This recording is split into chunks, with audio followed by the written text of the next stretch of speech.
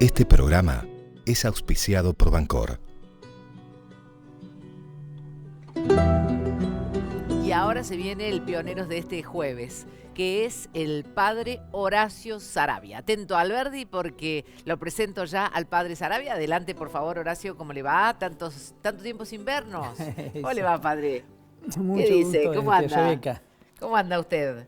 Bien, gracias a Me Dios. alegro bien. de verlo, Muchas no le gracias. pasan los años No, a usted. Pero como lo mismo estoy fusilado. ¿Está fusilado? No, para nada, para nada. Aquel niño jujeño que, bueno, dejó su tierra para venir a estudiar al seminario. Sí, vine en la adolescencia, en Claro. realidad.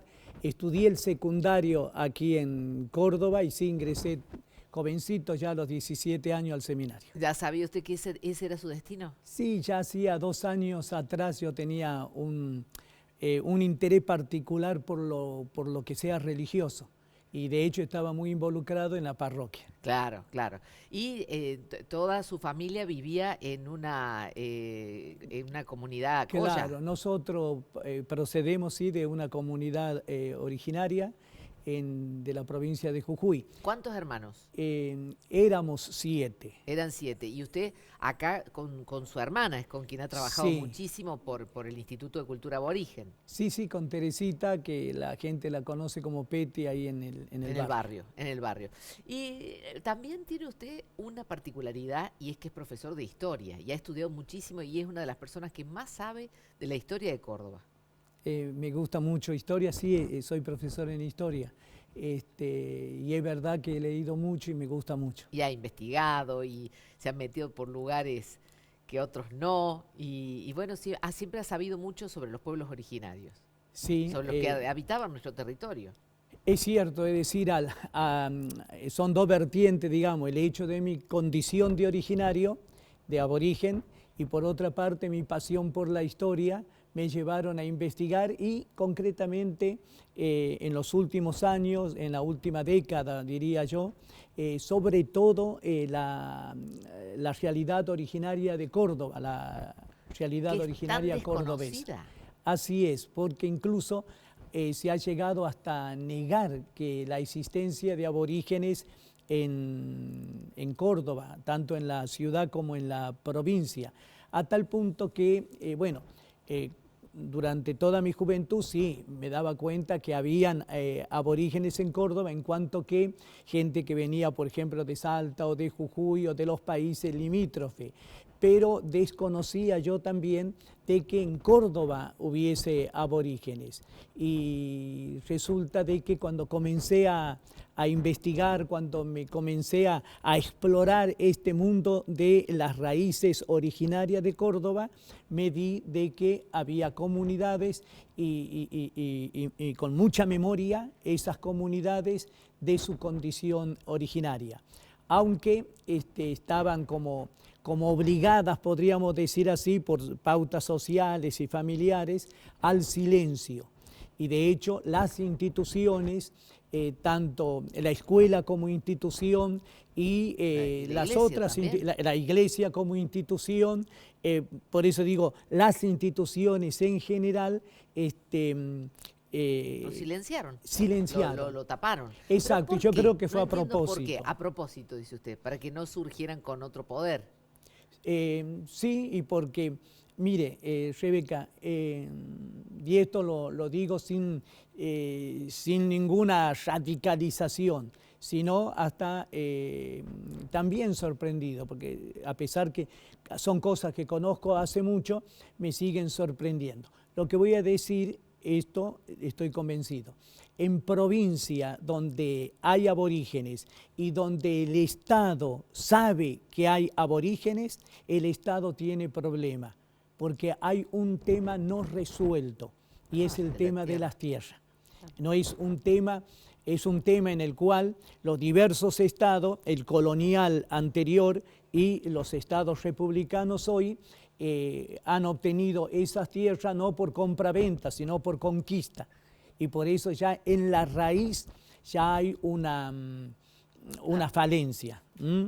Y se desposeyó esa tierra al que estaba antes. Claro, y no se reconoce. claro, En algunos lugares se ha reconocido, pero son los menos. claro, es un proceso en el cual en pocos lugares, aquí en Argentina inclusive, se ha ido reconociendo.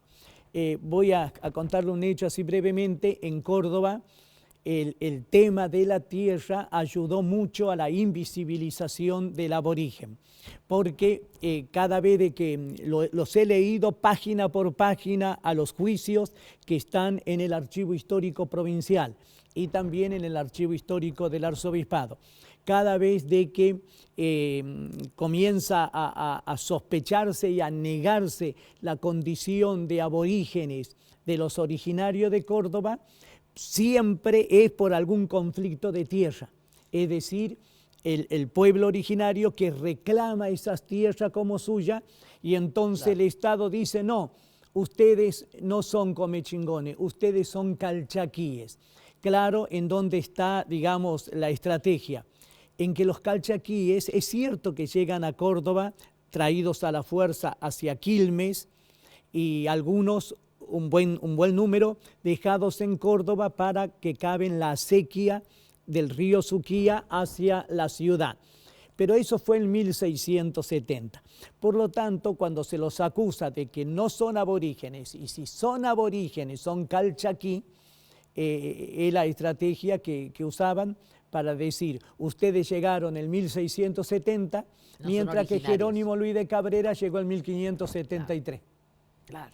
Y usted, en su fuero íntimo, ¿ha vivido esta situación de choque entre lo que ha sido la Iglesia, la forma en que la Iglesia generó, ¿verdad?, la conquista y las consecuencias que trajo esto a la formación de nuestro suelo, de nuestro país?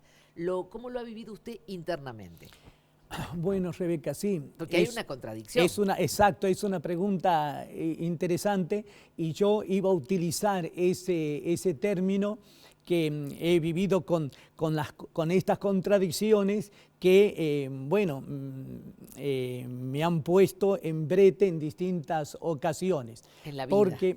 Exacto, porque en primer lugar es cierto de que hay un fuerte dolor en el mundo aborigen hacia la Iglesia y concretamente la Iglesia Católica por la falta de compromiso en aquel ayer colonial claro, que hubo que dejó complicada a la Iglesia con los abusos de la conquista. Y eso es innegable. ¿Y por qué usted se hizo cura de esa iglesia y no se hizo un chamán? No, sí, me sonrío por la espontaneidad con que se expresó. ¿No podría haber sido así? Así podría haber sido, claro que sí. De hecho, respeto muchísimo la sabiduría de los yamanes, como dice usted, y estoy trabajando activamente ahí en el barrio con lo que la gente llama curanderas, que digo así porque generalmente son mujeres. También hay varones. Alberdi, al tener una fuerte raíz originaria, también no es casual de que haya mucha gente que cure de otra manera alternativa, que hacen de médico, de psicólogo, de sacerdote, es decir, de todo. Personalmente tengo una muy buena relación con ellas, las quiero, las valoro y con eso. Pero volviendo a su vocación, sí, exacto, ¿por qué la iglesia tradicional y no otra alternativa? Porque, la presencia del Evangelio está en América Latina desde hace 500 años. Por lo tanto, ha ido construyendo una religiosidad popular muy fuerte y generalmente al ser una religiosidad popular está muy extendida en los sectores de donde yo provengo. Si alguien piensa que, por ejemplo, la quebrada de Humahuaca, que tiene un altísimo porcentaje de población originaria, la gente no es religiosa de este catolicismo popular, es porque no ha ido a la quebrada de Humahuaca. Yo soy parte de la quebrada de Humahuaca y por lo tanto yo he mamado ese catolicismo popular.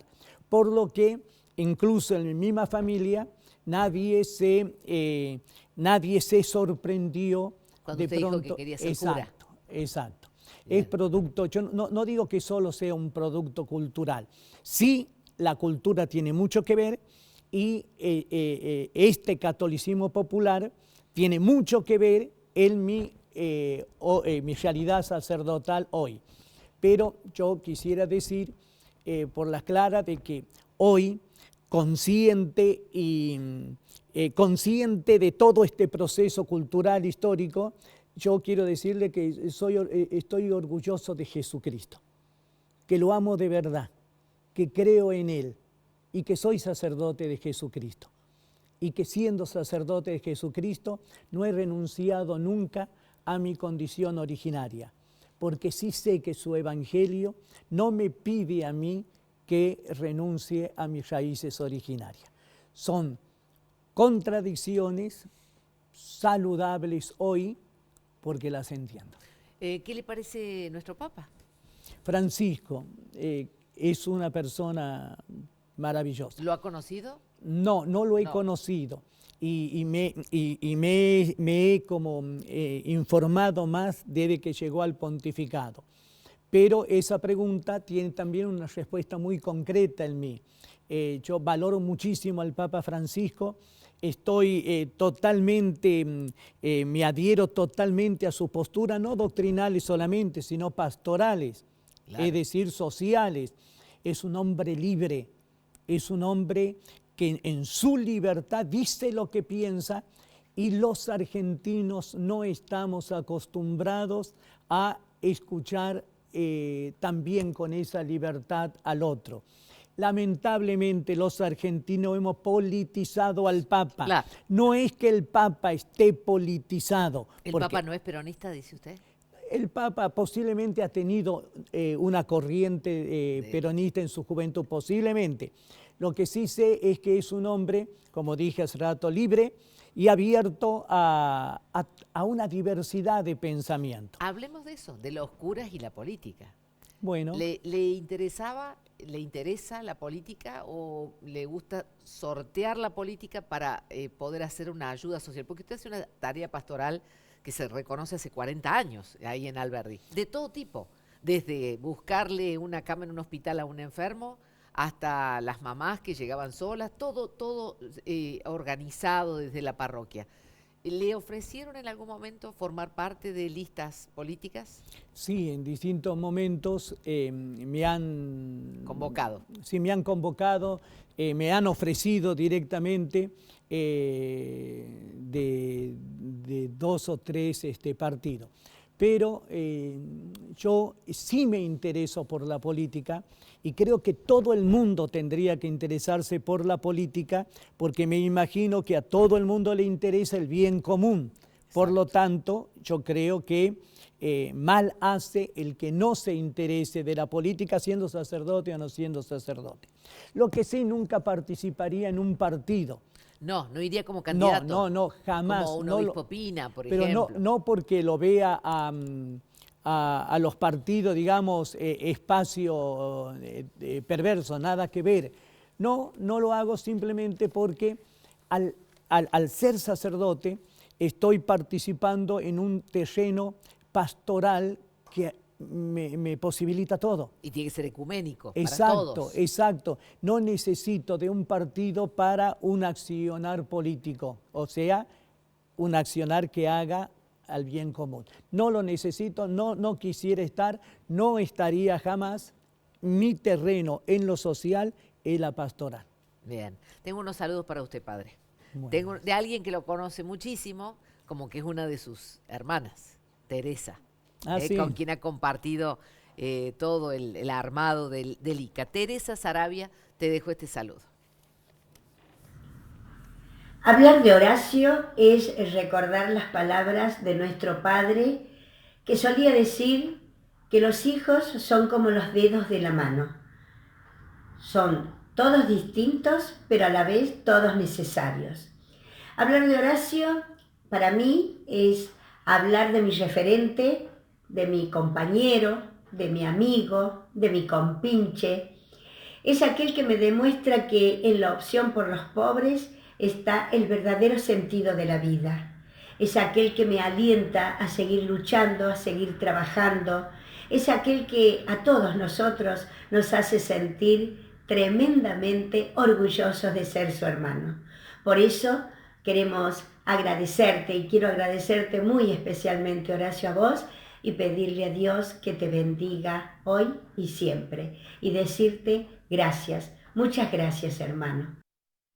Ahí está, Teresa, tu hermana. Sí, somos muy compinches los dos. Muy cercanos. Sí, muy cercanos. Siempre muy cercano. Y Mucho, de mucho. paso ella también te dio la familia extendida que ella hizo, que tiene nietos, hijos, Claro. entonces tenés sobrinos. Sí, así es. De algún así es. modo todo eso también te acompaña en la vida. Sí, sí, sí, y admiro mucho, yo la admiro mucho porque siendo ya abuela y de nietos, ya Grandes. algunos adolescentes, sin embargo, anda de un lado para otro. Siempre digo que es un cohete. Trabajando. Y tiene mucha sensibilidad hacia los más pobres, trabaja mucho en las villas, donde la conocen inclusive.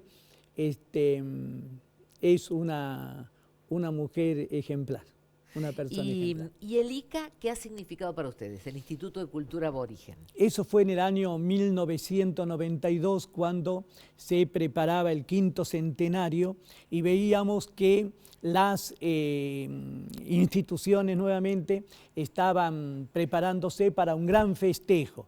De hecho, la ONU, la OEA, aquí Claro. en Córdoba el presidente Menem, aquí en Argentina Menem, en Córdoba Angelos, la Iglesia preparaba en el año 1992 una conferencia episcopal allí donde Colón fundó Santo Domingo, y veíamos de que todo era festejo, festejo. Entonces, justamente con mi hermana dijimos, no, debe escucharse una voz diferente, al menos en esta ciudad, donde el gobernador había dicho directamente: en Córdoba no hay aborígenes. Nos juntamos de gente residente en Córdoba, pero que eran mapuche, dos mapuche, dos collas, nosotros dos que éramos colla también, que somos collas, una chica guaraní y una de aquí del pueblo de La Toma, de Alberdi. Y bueno, dijimos, tenemos que ser una voz distinta, y salimos a recorrer la provincia. Y nos fue requete bien, porque si en Córdoba hay un valor en la sensibilidad. Córdoba es hermosa por su exquisita sensibilidad. Y entonces se nos abrió espacio para todos, y al festejo nosotros presentábamos el contrafestejo. Pero el contrafestejo, que no significa destruir y salir a la polémica por cualquier cosa.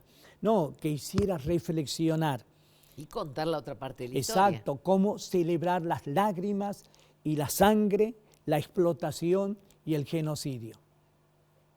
Bueno, justamente Jerónima Martínez, directora del ICA, Instituto de Cultura Aborigen, Sí. te dejó este mensaje, Horacio. Jerónima. Hola Horacio, Padre Horacio. En primer lugar, personalmente, agradezco a la vida por haberme permitido conocerlo, por compartir gran parte de mi vida cerca suyo, en las luchas y en el caminar cotidiano, por todo lo que usted me ofreció y los valores que me transmitió. Hoy también, como integrante del Instituto de Culturas Aborígenes, en el cual usted es uno de los motores principales de la gesta de nuestra institución, también queremos agradecerle en nombre de los hermanos originarios de las distintas comunidades. Gracias por alentarnos a caminar orgulloso de nuestra identidad, con lo que somos. Ay, Jerónima es guaraní y ella tiene una historia muy, muy fuerte. Ella, así lo digo cortito, no sé si a ella le gustará o no, pero ella misma lo dijo en público.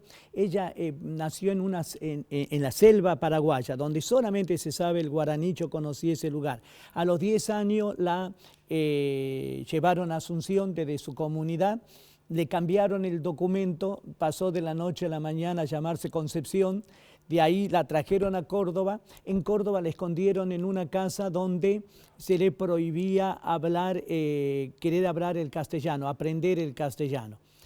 Jerónima un buen día se escapó y trató de irse al Paraguay caminando. Obvio que no llegó hasta Montecristo, la policía la levantó y bueno, comenzó a pertenecer al Estado. De ahí a una casa, a otra casa, y a los 15 años la conocí y tomé su protección legal. Protección legal. Jerónima ha hecho el primario de adulto, el secundario de adulto, y ella es ahora profesora en historia también. Ella estudió y se recibió de profesora. Historias así ha conocido en la vida? Cientos. Sí, y a veces se dice la trata de personas o la esclavitud no existe en otros lugares, ¿no? En Córdoba también ella es un caso, sino que logró liberarse. Se liberó y encontró en el camino a una persona como usted, en este caso, ¿no? Bueno, cuántas historias de la vida. No alcanzarían los programas para tantas cosas que ha pasado usted, que ha vivido en carne propia. Simplemente decirle, esto es nada más que volver a una conversación que tal vez interrumpimos hace muchos años, decir por dónde está, qué hace, uno de los tantos pastores que tiene. Justo en el día que cumple otro pastor, Quito Mariani, cumple hoy 92 años. Ajá. En este día nos tocó el pionero con el padre Horacio Sarabia. Un gustazo tenerlo, Horacio, aquí. Y fíjese que hoy es el día de la Pachamama. Exactamente. Así y lo único que hicimos nosotros de rito es tomarnos la caña. Ruda, sí. Y la caña con ruda, pero... Sí. Qué importante es cuidar a la tierra. Aprovecho de invitar a la gente a las 3 de la tarde, a las 15 horas, en Enfermera Clermont 130, en Alberdi. Se va a realizar el culto, la ofrenda a la Madre Tierra. Bien, gracias por venir. Gracias. Aplauso para su vida, para usted. Muchas gracias. Cerramos nuestro pionero y vamos a la pausa. Este programa es auspiciado por Bancor.